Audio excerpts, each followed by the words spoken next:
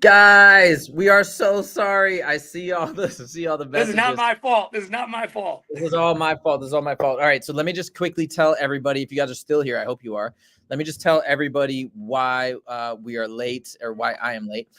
Tomorrow, if you guys don't know this about me, my main business is a tutoring business. I work with a lot of kids all over the place, in math in particular. There's a big standardized test tomorrow in the US called the ACT. And I had a student that, you know, she's taking the test tomorrow, and it's really, really important for her application process that she does the best she can. So I need to give her as much time as she needed. Unfortunately, kind of conflict. And also, the other thing is, today, me and Justin are in Montana, and so we got the show to go to after this. So there were just a lot of moving pieces to make it work. I ended up having to go late and push the show back. So anyways, my sincerest and deepest apologies. Celine, thank you for joining. Western Mass Climber said we're usually not. Celine's been messaging me on Instagram. I'm like, I don't know what's going on, man. I'm so sorry. Yeah, no, it's all my fault. So that's what happened. That's why we're late. I am so sorry. Now we can talk about this card. And then after this, we're literally going to get ready, and we got to go to the show for Fusion Fight League. So if you guys haven't checked out Fusion Fight League, let me just post it here in the chat. Fusion Fight League is basically this amazing mixed martial arts, actually, and just fighting combat sports organization in Montana. And that's what we're here commentating for the fights today. There's going to be, I believe, 9 fights scheduled, which is really, really exciting. There's a super heavyweight fight, heavyweight, middle, no middleweight actually, but welterweight, all sorts of different weight classes and fighters, one of which we've seen before, the terrifying toddler, Lance Regenball, the legend. So anyways, we got a full action-packed day, but we want to talk to you. I know what you guys want to talk about. We want to talk about the Sphere card. Okay. So today we're going to break down some of the main fights. And we're actually going to start with one. So this is going to be just a UFC Sphere deep dive. The first fight that I want to talk about is actually a fight on the prelims. And I'm a little disappointed that it's on the prelims, honestly. Here, let me tell you what I'm talking about here. I am talking about Raul Rosas Jr. Did you know even that he was on this card? I didn't know for a fact, but I assumed he was. I saw him in the gym a couple times with Eric Nixick and stuff. Being that he's Mexican, it only makes sense. But to interrupt, go ahead, finish what you're going to say, and then I want something to add. Yeah, go for it. No, I want to hear your thoughts. So you've seen him train, and yeah, tell me. Yeah, no, he's a great young guy, but you're talking about how he's on the undercard, not the main card. I don't feel this guy has earned his stripes yet to be on the main card. He is a great up-and-coming prospect. He could be a future UFC champion. His goal is by the time he's 25 years old. But when you're in a business like the UFC, you got to earn your stripes. And I just don't feel he's there yet. I think he has unlimited potential, and I think he could get there. But gifting I shouldn't say kids because he is a man, obviously. Gifting a guy with an opportunity just because, he's Mexican to be on a main card, especially UFC Noches at the Sphere, I don't think it'd be warranted, and I think this kid needs to earn his stripes before he can start getting on the main card. That's a fair point. And I guess now we come back to that idea of like entertainment versus just the pure sports element, the meritocracy of it. I guess I personally, and maybe this is a bad thing for me, right? I should adhere more to the meritocracy of the sport, as well as like just, hey, this is what's deserved or whatnot. But I would have been excited to see him on the main card. I think it's just fun to see somebody that young with that much time to reach their max potential is just so exciting. So I would have loved to see it, but yeah, that's a fair point. On the early prelims, I know you do train with him. Do you have any thoughts on this fight? I'm actually, just to be honest, I'm not super familiar with his opponent. His name is Keelang Aori, 25-11. It's a lot of fights in one no contest. Do you have any feelings about how this fight is going to go or what to expect? Yeah, I think Raul is a clear favorite in this fight. I was actually looking at the lines for the card so I can get some bets in before tomorrow night. And he is actually, this is a very rare circumstance for betting. He's actually not only a favorite in the fight, he's a favorite to win by submission. So if you guys are going for how the fight's going to end, he's like a minus, I don't remember, it might have been just minus 125 or 130, but he was a favorite to win by submission, which tells me that this is a setup fight. This is a fight meant for Raul to win. And I just hate these gimme fights. I just don't like it, man. It's like they did it with Patty a couple times, and now they're doing it with him. I understand that they're trying to build, but if you want to build your record, do it outside of the organization. Do it outside of the UFC. When you get to the UFC, you should be fighting it should be every fight should be a tough fight. And right now, he's such a significant favorite in this fight. Obviously, I'm sure because he's Mexican going into UFC Noches, that's why they're giving this matchup. But and maybe it's just jealousy because I felt that I was always the underdog in every fight. I never caught a break, and now I got this 18-year-old, 19-year-old kid coming in, and he's being set up to win. Which, hey, congratulations to him. I got no hard feelings against him. But if you guys are looking at a bet right now, or if you guys are trying to you're at the fights and you're betting your buddy, bet he's gonna win by submission. So, by the way, you said you're like, hey, he's maybe minus 125 or something like that in the odds. And he's actually, this is insane. He's minus 770. Well, no. That's minus to win. He's a favorite to win by submission. Yeah, it's like minus 130 to win by specifically submission, which is just insane. That's so rare. Yeah, so that they're predicting that heavily. He's going to win by submission. Okay, well, that's a really interesting fight. I still think, even if despite the odds, just because he's amazing. He's so young, up and coming. You trained with him, the skill level. Oh yeah, Celine says bon appetit. Sorry, I'm taking bites here and there because it was a long day. I tried never to eat on the show, to be honest, but yes, thank you for that. Okay, good reminder not to do that. Let's move on. Let's move on to the next fight that I want to talk about, the one on the main card. Brian Ortega versus Diego Lopez. Holy smokes. Okay, so let me give you a little background. I don't know if you've been listening to all of Brian Ortega's interviews because I'm a big fan of Brian Ortega. Love the guy. And there's some stuff too, updates about Diego Lopez that's pretty interesting, not fighting related, but in terms of him learning English, which is super cool. But Brian Ortega has been talking all week, right? When he pulled out and your boy stepped in at UFC 300, he's been talking all week about what happened, why he had to pull out. And he said the weight cut was just miserable. If you remember him and during the lead up, he was barely saying anything. He was like, all right, so what do you got to say about this fight? Let's do it. And Joe Rogan's like, is that all we're going to get from you? He's like, yep. He just nods his head and walks off. And he's like, okay. And then, 12 hours later, he pulled out of the fight. So he opened up. And what I love about Brian Ortega, what everybody loves about Brian Ortega, not just me, why he's such a fan favorite, is he is just himself. And I've said this time and again, you bond with the fighters that are being authentic and can really shine with their authenticity, with that authenticity. And that's him. He just says what's the truth. He even said when he did the Ultimate Fighter, right, when he was paired up with Volkanovski was like, hey, do you want to kind of manufacture a beef just to hype up the fight? And Brian's like, what? No, obviously not. Like, that's stupid. And I heard him talk about that. I'm like, that's kind of out of Volk a little bit, but like, I love it. He doesn't BS. He's like, no, if there's no beef here, I'm not going to make it beef. And it's just so refreshing.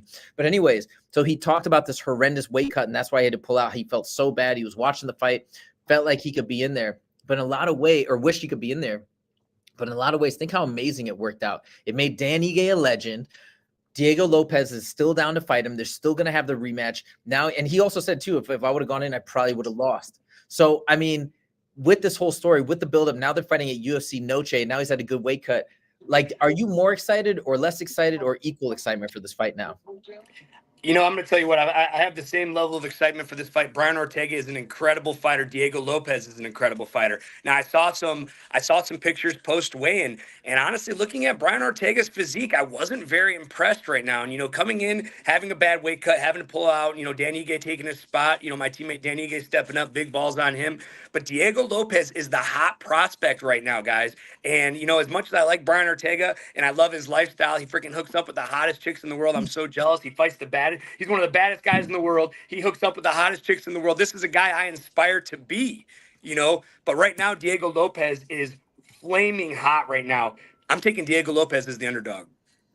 Wow. And you know what? I think a lot of people probably are picking Diego Lopez. I can't pick it. This is, again, going to be an emotional pick for me as much as I like Diego Lopez. Like, you can't – if you've seen Brian Ortega's in-depth story, where he grew up, why he learned jiu-jitsu, how he first began having street fights all the time, and that, he tells the story of when he first started feeling comfortable in the jiu-jitsu gym, training and grappling, was he realized the tap. Because in the streets, you fight till death, right? Or potentially till death. Whereas in the gym, you just tap and you're out. And he said that was a saving grace, and that made him feel comfortable. Obviously, though, the difference is in the gym, you're fighting guys who actually know how to fight. In the streets, a lot of times, people don't know what they're doing, right? But anyways, I just can't root against him. He's just got too incredible of a story. He's too open, too honest, too easy to connect with. But that takes me to another point. Okay. And somebody asked, did Ortega make weight? Western Mass Climber asked, did Ortega make weight? I'm checking that right now. I'm pretty sure he did. I actually didn't get a chance to watch the weigh-in results this morning, but I'm pretty sure he did make weight because I think that we would have seen headlines. But coming back to Diego Lopez, which is very interesting. And now I'm questioning if I saw like a correct clip, or not, but because I was like in a haze of one night late when I was watching Diego Lopez. But apparently he's learned to speak English. And I think that is so incredible. And that is so exciting because that allows people to connect. I mean, think about how people loved Khabib once he learned English and became proficient, and we got to see his personality and his humor and all that cool stuff. So all in, whoever you're choosing in this fight, I think this is going to be 100% a fan favorite fight. Neither of the guys going to back down. They're both going to give us an exciting fight. I think both guys are really fun and exciting. We're starting to be able to see Diego Lopez as well and connect with them. So this is one of the fights that I'm probably second most excited about this fight on the card. You agree? Or do you feel the same way? I think this is going to be a grappler's delight. These guys both have good striking, but I'll tell you what, they have incredible grappling. You know what Diego Lopez did to, and I go back to this fight a lot because I fought him was, oh my gosh, what's his name at 45? I got submitted by a rear naked choke. Why can't I think? Gavin Tucker. And what Diego Lopez did to Gavin Tucker in the first round blew my mind so fast. That told me this guy's legit. Now you look at Brian Ortega on the other side when he fought Alex Volkanovski, had him dead to rights in one of the tightest guillotines I've ever witnessed in the UFC, and somehow Volkanovski get out, arguably why he's one of the greatest of all time. Now, I mean, I think this is going to be a grappler's delight, man. And right now, I'm taking Diego Lopez just because he's red hot. But I mean, it doesn't mean I don't think Brian can't win this fight. I'm just saying from a betting perspective, I'm taking Diego Lopez because he's the underdog. I think this is going to be a grappler's delight. I think we're going to see some high-level grappling in this fight. Yeah, you can't really. Here, let me check the odds real quick. I'm pretty sure they're very close. Yeah, you can't really go wrong. And I mean, like whoever you're going to pick for whatever reason, I think it makes sense. You're going to look at the over-unders and try and make money. But yeah, Brian Ortega is favored to win, -175, nothing crazy. And I think the outcome is one that we're all going to be happy with no matter what, in a way, right? Even if Brian Ortega, who's such a fan favorite, if he does lose, now this is the beginning of Diego Lopez's rise to the top, and people love Diego Lopez. So it's one of those win-win situations, which I think is always really fun. Western Mass Cliver says, Dan Ige wears UFC trunks under his pants at all times, just ready to go. Yeah, probably does. Okay. Now let's move on to Valentina Shevchenko. Hold on, I'm just going to set up the thing here. Valentina, the co-main event. Give me 1 second, guys. Oh my God. Versus Alexa Grasso, the champ. Okay, Valentina versus Grasso. Let me put that up here. All right, Justin, let's talk this fight. And are you a fan favorite of Grasso or Valentina or both? Valentina. I know Grasso a little bit just by seeing her, obviously fighting through in the UFC, but I don't follow her. When I look at Valentina, man, this girl is legit. I've seen her on the mitts. I've seen her in the gym. I've seen her fight for years and years. She's one of the greatest female fighters of all time, rising to the occasion every time, win or lose. I think she has 2 losses to Amanda Nunes, and then her last fight. I don't know if it was her last fight or the fight before that. Unfortunately, she lost. I thought she was winning that fight until she got caught. Unfortunately, when you're the best in the world, and I do think she is the best in the world, when you keep competing with the best in the world, it's hard to keep that undefeated status, as we've talked about before. And losing to Amanda, those were some good ass fights she had in her last fight. I thought was just kind of a blunder. I expect her to come out on top. I expect her to be red hot. I expect her to be remotivated after that loss, and I think she's going to knock Grasso out. Yeah, those Amanda Nunes losses were a long time ago. We got March 5th, 2016, September 2017. Then she was basically undefeated until she fought Alexa Grasso the first time. And then, if you guys do recall, in September when they had the rematch, it was a draw. But because Alexa Grasso was already the champ, she retained the title. I was talking to a buddy of mine at the gym Wednesday, who's a massive, massive fan of Valentina Shevchenko. He's like, yeah, she's going to come back and she's going to reclaim the belt. I do think there's a really good chance. And Valentina Shevchenko, if you watch, she did an episode on, what's that girl's name? Nina Drama. She did a piece with her, and I thought that was very interesting. I'll tell you why. So Nina Drama is a little bit of a comedian, right? In terms of, she likes to be goofy and silly, and so she went and trained with Valentina Shevchenko, and they do this whole thing where she was teaching her the Superman punch. Okay, a little bit different than the way that I learned, but she was doing like a running, like flying Superman running punch, and she had Nina do it the first time, and Nina's doing a bit and whatever, and it was so funny to see Valentina's reaction, because she kind of does it and she goes, okay, now can you do it for real without joking around and be serious? Like she was annoyed. And when I saw that, I'm like, dude, you can tell Valentina, she does not play. And I actually respect that. Like, when you're in the gym, in her domain, in her workspace, because I feel the same way about my business, right? When you're in that domain, in that workspace, in her environment, it's not funny. You know, she's taking that very serious. And I get Nina's doing her stick and like trying to make it entertaining content, but she doesn't play. And that just like seeing that, and I know we got the age differential. I know she's 36 and people might say, oh, maybe she's past her prime. I don't think she is, but just watching that intensity that she trains with, even when she's doing kind of like a fun bit with somebody who's a non-fighter, I don't know. That says a lot to me. I'm going Valentina. I think she's going to reclaim the belt.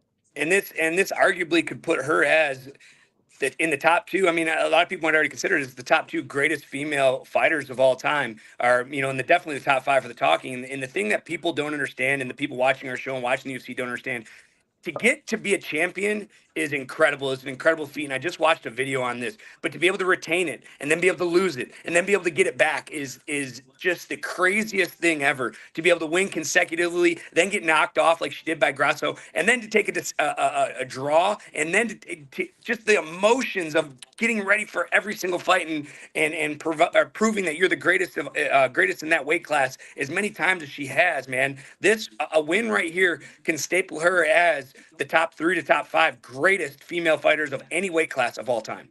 Yeah, and you know, the more I think about it, think about all the fun fights that could stem from this victory if she does get the reclaim it. By the way, she's had 7 title defenses. I just looked it up. What the heck? Like, why don't we talk about that more? 7 title defenses. Think how amazing Israel Adesanya is, for example. He hasn't had 7 title defenses. Maybe it's, you know, different divisions, different things, but not, you know, apples to oranges maybe. But I mean, that's wild. And then think about this, right? People have been saying that Amanda Nunes might come back and fight Kayla Harrison. What about a super fight between Valentina Shevchenko and Amanda Nunes, or eventually Valentina Shevchenko and Kayla Harrison? That's wild. So this could be unbelievable for just women's MMA in general if she does pull it off. Valentina all the way. Let's go. Now we get to the main event. And sorry, we're kind of streaming along here because we do have to head to. I got to get warmed up, man. Brian, this guy, I'm scrapping tonight, guys. So if you guys want to tune in and watch me fight tonight, like my opponent, he's game, he's ready, he made weight, and I need to start warming up for this cat. Here we go. So check this out. By the way, you can watch tonight's fights on Fusion Fight League. For those of you guys who are watching, there it is on the Triller app, and just search for Fusion Fight League, and you can subscribe. It's a monthly subscription. I think it's like $7.99. You can also subscribe and try it out. If it's not for you, you can cancel it for no charge. You can still watch the fights tonight. Watch me and Justin commentate. Watch Justin go in there and fight and do his thing. That's going to be exciting. But anyways, we got to talk about this main event. Holy smokes. I have been watching everything I can about Sean O'Malley. Also actually a lot of Merab clips as well. So let me give my 2 cents super quick. I'm going to keep it as quick as possible. Why I'm picking Sean O'Malley, and then I want to turn over to you, Justin, because you train with Merab. Your boys, or you know Sean because of your involvement in Fusion Fight League and all the stuff you do in Montana. I know you've met him, and I know you're a big fan. But just looking at this in isolation, in a vacuum, which maybe isn't smart to do, but I cannot tell you how impressed I am over and over. The more I hear Sean O'Malley talk and describe his life and hear how dedicated and committed he is to healthy eating, okay, super solid training, very regimented training, everything is so scientific and dialed in. Incredible sleep, like he actually prioritizes sleep tremendously and has an entire system to make sure his sleep is optimized. I heard him talk today about the numerous naps he's always taking, and Habib used to do the same thing. So anyways, in a vacuum, from the standpoint of how serious he takes that preparation, I just can't go against Sean O'Malley. I actually probably can never go against Sean O'Malley going forward, even though inevitably he may lose, just because his preparation I know is always going to be top notch. All right, I want to hear your thoughts. I tell you what, man, Sean O'Malley has grown on me only because I've lost so much money betting against him. It's insane. You know, and now that he's the champ, he's proven himself. You know, I thought Aljo was going to be his kryptonite, put him up against Gage, take him down and grind him. But, you know, it wasn't the case.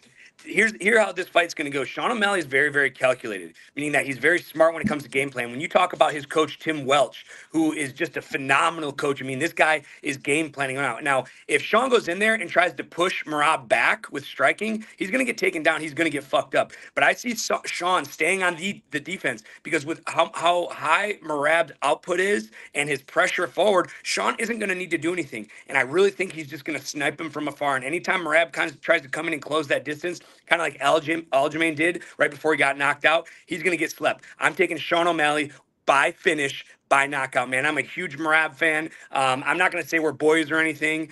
We've trained at the same gym a couple times. We have never personally trained together. I've had minimum contact with him, and this I'm just, and you know, it's again, this isn't me going against my teammate or anything. And I hate when people say that, because it's not. It's just what I think. I think Sean O'Malley is just way too smart. He's way too precise. And, you know, Merab's going to take a couple shots early on. He's going to Yeah. wear those shots because of how tough he is and how durable he is. But by the end of the day, by taking 5 rounds, 25 minutes of taking those shots, unfortunately for Merab, I think he's going to get knocked out in this fight.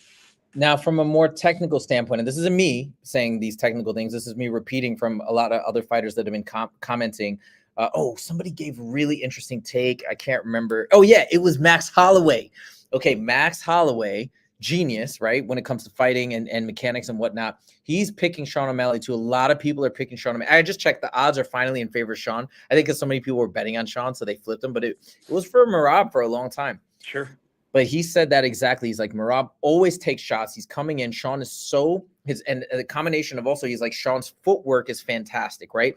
His ability to move around, stay at distance, keep him at range. And obviously there's going to be a massive range differential. I haven't even looked at the reach, but it has to be. The height differential is insane. I think it's 5'5" to 5'11", 6 inches, which is nuts. I mean, it just seems to be such a perfect setup in a lot of ways for Sean O'Malley. Sean O'Malley has said that he's a nightmare matchup for Merab. And yeah, you could say this something similar maybe in respect to going the other way, right? Merab's such a beast. He's got amazing cardio. He'll keep trying to take him down. But like the question is he going to get in there? And then the other question, which is very interesting, is Sean going to be able to get back up? I think Sean's going to be able to get back up. I think his jiu-jitsu is probably way better than people think. And this is, again, primarily because he is so focused. He's so diligent. I don't think he cuts any corners, and I think he spent a ton of time working on takedown defense as well as getting back to his feet. So I just think that he's going to leave no stone unturned, and he's going to pull it off. But he thinks second round knockout. Do you agree? I'm not going to put a round on it, but yeah, that definitely makes sense. You know, it's like he can kill Merab's motivation per se. If Merab can't get Sean down and hold him down in the first round, it's going to be a long night for Merab. Wow. What an exciting card. Now, I may not be able to catch it live, but I'm going to shut off everything until I get back and I'm able to sit down and watch it as if it's live. So I cannot wait to see this. Justin, you're planning to potentially go. Is that correct? You know, as of right now, I just looked at ticket prices. I have some friends going, and I was like, man, maybe I'll go scalp some tickets. But we're talking about the shittiest tickets in the whole sphere, $700. There is no event in the whole world. Actually, that's not true. When the Lions this year make it to the Super Bowl, if I can find $700 tickets, you bet your ass I'm taking my whole family. But there's no UFC event in the whole world that I'm paying $700 for. Oh my God. See, like I'm just such a mixed martial arts fan and UFC fan. Like I kind of go the opposite way. There's nothing I would pay that much money for except for a perfect, amazing experience watching fights. So, but I get that. I get that. The bottom line is this. Tomorrow's event, I'm sure if you're in there, even if you have crappy seats, I'm sure it's going to be incredible based on the production and what people have been saying about the movies and the setup. And there's even apparently like haptics installed in the seats. Like you feel like you're going to hear the noises when you're going to see the shots go. I don't know. It's supposed to be wild, but I think even at home, we're going to love it. So anyways, I'm so excited, but most importantly, I'm so excited for these fights. And most importantly, the main event. I don't know if you're not excited for this main event. I don't even know. I don't know what to tell you because Sean O'Malley, I think, is going to be the biggest star in the UFC.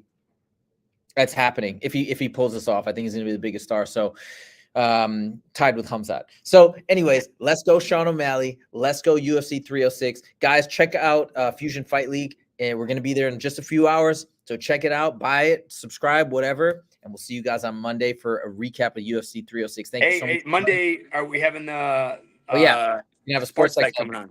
Yeah, so we're gonna do a deep dive into fighter mentality, and this is the stuff that I nerd out on. So I cannot wait, and I hope that you guys will come there also just to be entertained, but as well to apply this mental science and the thought processes and things that fighters do to your own life and to your own businesses, because that's what I'm always trying to do. I'm always trying to grab nuggets of wisdom. You know, there's a banner on my wall in my office that says "Win Today." I got that from a John Jones fight camp when he fought Ciryl Gane. So I'm always trying to pick up these little nuggets. Recently, I've been telling myself, focus on what you can do, not what you can't do. A Conor McGregor quote. These guys have the toughest mindsets and just the most impeccable work ethic of anybody on the planet, in my opinion. So I'm always trying to learn from them. Hope you guys are too. Hope to see you there on Monday. Thank you guys so much. Celine, have a good night, and we'll see you guys next time. Take it easy.